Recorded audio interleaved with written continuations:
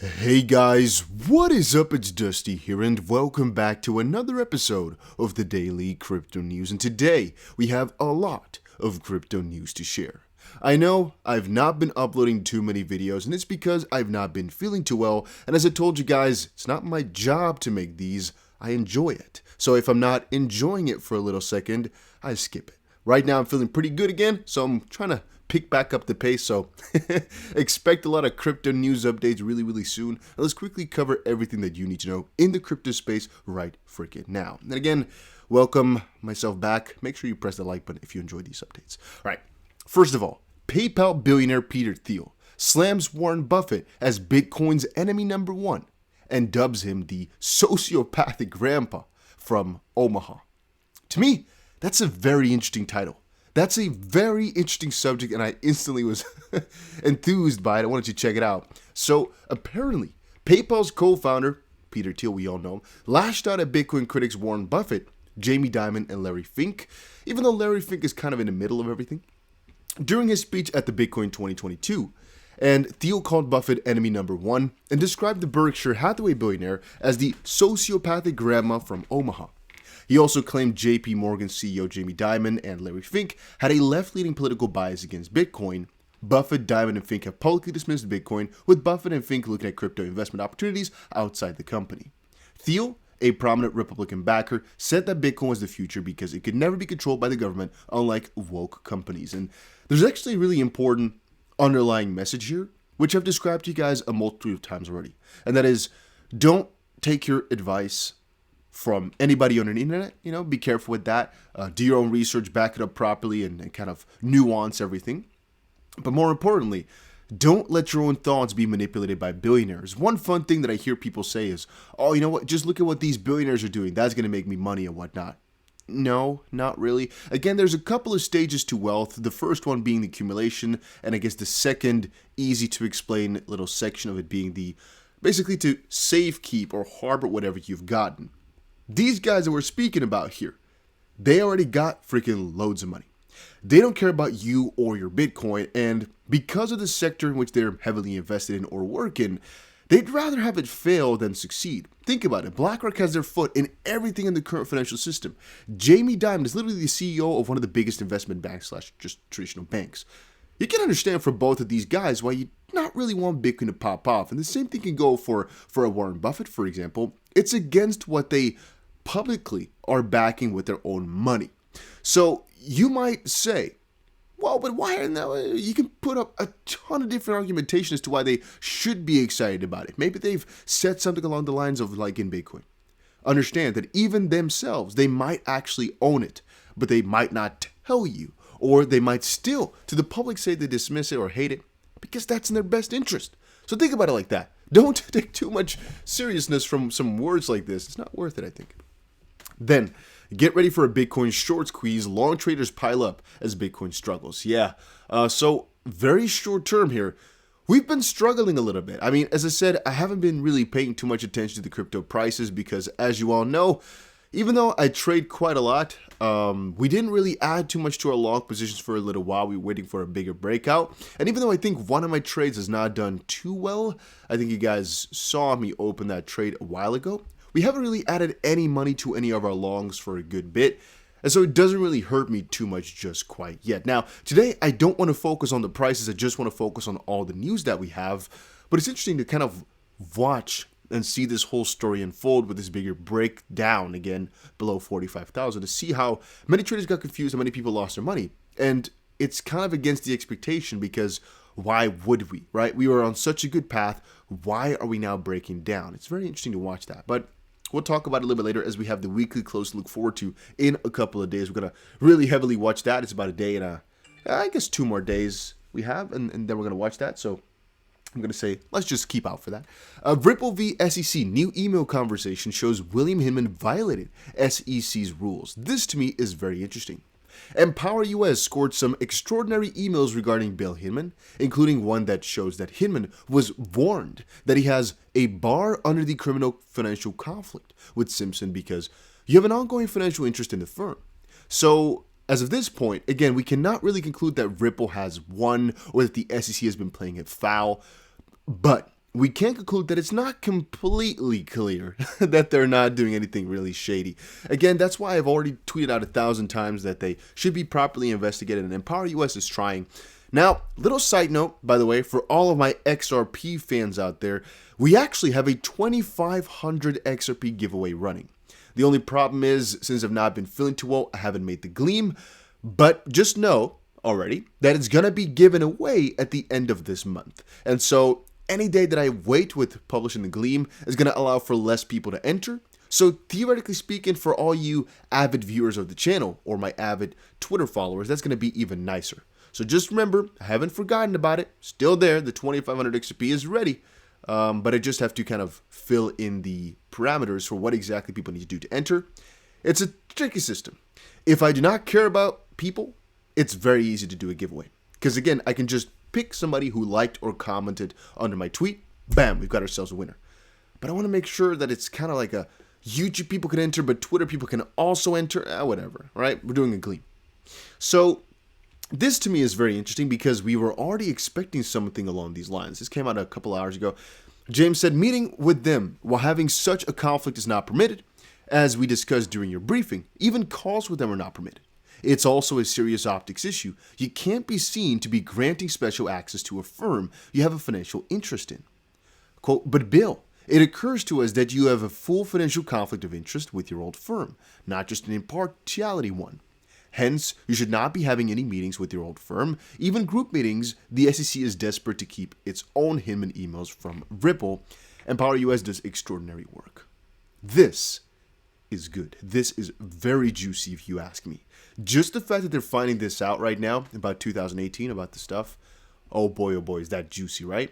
Because again, remember, what they're finding out right now is the conflict of interest, which people have been alleging that William Hinman has had throughout this entire journey. If you don't know who William Hinman is, he's basically one of the guys, very important guys within the SEC.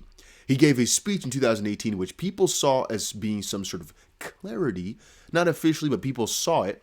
And there's a really big dispute as to whether or not there was an opinion or whether or not they were trying to give clarity to the markets, as the SEC is using that specific clarity as a base argument, but also kind of not, as they are kind of trying to say that it's just an opinion, so people shouldn't have taken it. Then again, other SEC members did see it as clarity too, and that's where things get confusing. But that's also where we are trying to figure out why exactly are all these guys like William Hinman connected so much with these law firms which are connected to Ethereum again? Why did Ethereum get this preferential treatment? And again, if it, and this is something you should remember and think about, if it was just an opinion, then why did Ethereum know about it up front like this? Why did they kind of play their game like this? And why are, everything's kind of playing together with it not really being an opinion but an official statement? Why were there 63 emails before we could give this speech? All that stuff. So it's a very interesting situation. But let's skip this for right now. Let's move on because, I covered it mostly, I think. It's just a very interesting little update that we have. Bank of America. Strategist warns recession shock is coming. Analyst says crypto could outperform bonds. Wow. Tough. This guy deserves like an award. I don't know what type of award you want to give to him, but this guy should be at the top of the class. Analyst says crypto could outperform bonds. Ladies and gentlemen, let's stop this analysis right here. This person deserves the Person of the Year award. My days. Sorry. Crypto could outperform bonds. That is a really funny thing. Duh. One of the most stable things in this entire world. Yeah, crypto could definitely outperform it. Yeah, okay. Nice to think about, maybe. Some food for thought. Robinhood enables wallets for states without crypto laws in 2022. New York, Nevada, Hawaii are on the list, are off the list to sign up for Robinhood. The wallet will seek to associate with the BLN peer-to-peer payment network to improve its system, but apparently they're going to try this out in places that have not yet got themselves crypto laws. They've not really publicly said, we're against this, we're going to be monitoring everything, or yada yada, something along those lines. And so basically Robinhood is trying to get this done, but they don't want to face as much criticism, so they're doing it in a smart manner. And I can understand that, Just realize for yourself, and that's one of the main reasons why I keep showing these articles anyway, that crypto adoption is coming, and it's coming at rapid pace. It's going quick, all right? It's going very, very freaking quick. Even though some people deny it, it's going very quick. Then Bitcoin BTC adoption boost. Mexico plans cryptocurrency vote. Yeah, that was a nice one. But then also on the Honduras front, let me see if I can quickly grab it here. This is also to me very juicy, very interesting. Honduras economic zone accepts Bitcoin as legal tender. What now? Central bank. Well, this is a different thing than what I would have described to you guys, at least that I wanted to describe. There's a difference between having like an economic zone, for example, and being completely for it in the entire country, for example, or accepting it fully as legal tender. But again, these are just steps towards the right goal. And remember, if you're talking about Bitcoin, eventually it'll be all these coins which we are excited about, like for example an XRP, like for example a Luna, like for example an Ethereum. Maybe that one is a little bit more debatable, but you guys get the idea. Talking about all these coins which we like, Terra's Do Kwon reveals huge growth plans with Avalanche after buying $100 million in AVAX. Another thing to kind of talk about is the fact that these cryptos are being bought massively, and for a lot of these cryptos which have no cap, that's not really the biggest thing, right? But for a lot of these cryptos which have a cap, for example, with Ethereum in the way in which it's coming, basically, with Bitcoin specifically, and there's a lot of these cryptos officially have no cap, but theoretically speaking have a cap. But let's not talk too deep about that. Let's just talk about it being basically deflationary.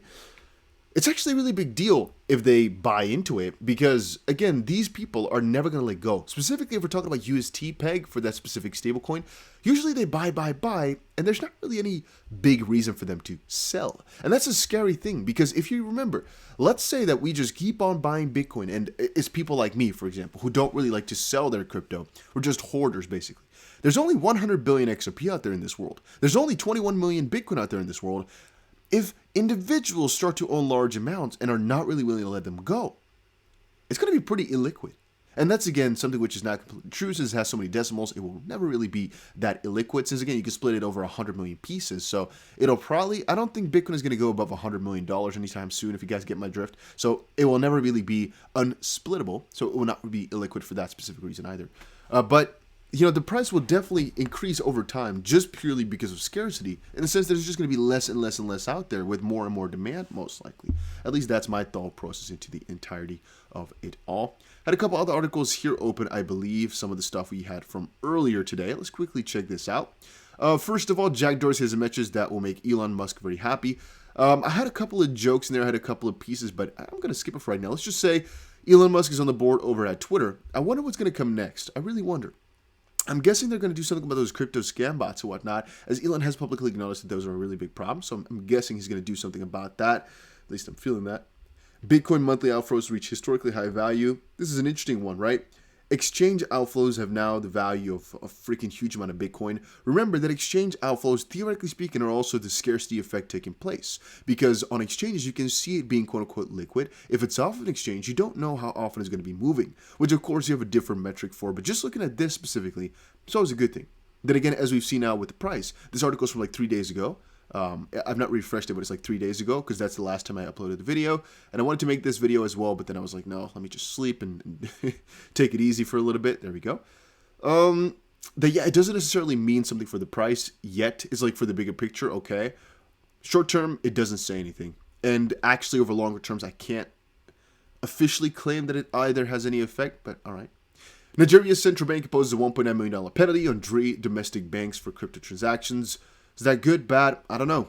It's from one perspective good that they're acknowledging it like that. The penalty is kind of bad. Then again, usually these type of sanctions or penalties are because of some shady stuff happening in the background. They're saying here strict compliance to no crypto rule. I'm assuming that it was supposed to be rule.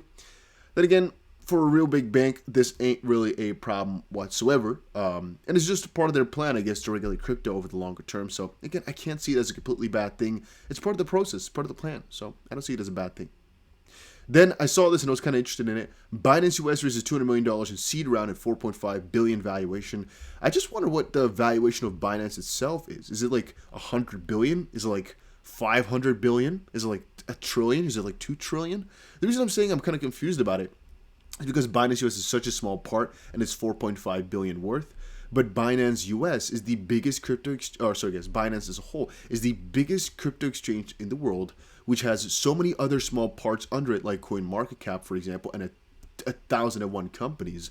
I do wonder exactly what the valuation of that would be, as they literally have the power to manipulate the entire crypto market if they play their strings properly. It's kind of scary if you think about it.